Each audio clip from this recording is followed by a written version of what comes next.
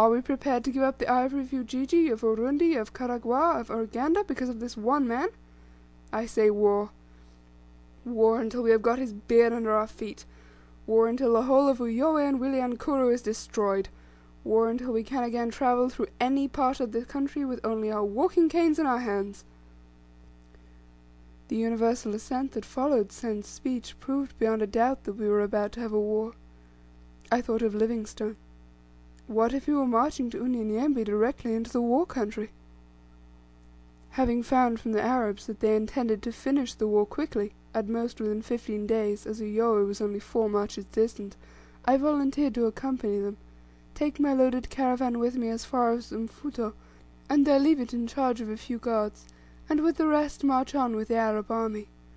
And my hope was that it might be possible, after the defeat of Mirambo and his forest banditti, the Ruga Ruga, to take my expedition direct to Ujiji by the road now closed.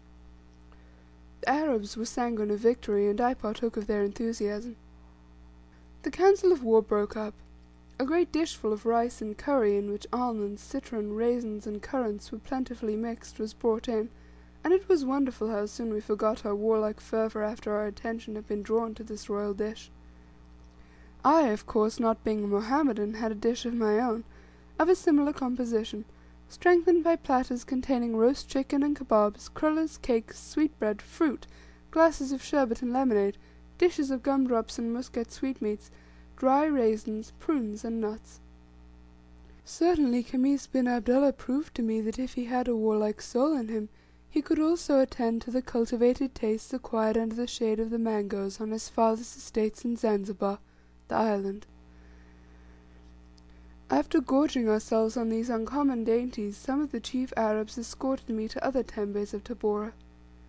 When we went to visit Musud bin Abdullah, he showed me the very ground where Burton and Speke's houses stood, now pulled down and replaced by his office. Sni bin Amer's house was also torn down, and the fashionable tembe of Unyanyembe, now in vogue, built over it. Finely carved rafters, huge carved doors, brass knockers, and lofty, airy rooms, a house built for defence and comfort. The finest house in Unyanyembe belongs to Amram bin Masud, who paid 60 frasila of ivory, over $3,000 for it. Very fair houses can be purchased for from 20 to 30 frasila of ivory. Amram's house is called the Two Seas, Baharin. It is 100 feet in length and 20 feet high, with walls 4 feet thick, neatly plastered over with mud mortar. The great door is a marvel of carving work for Unyanyembe artisans.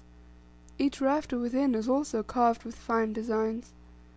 Before the front of the house is a young plantation of pomegranate trees, which flourish here as if they were indigenous to the soil.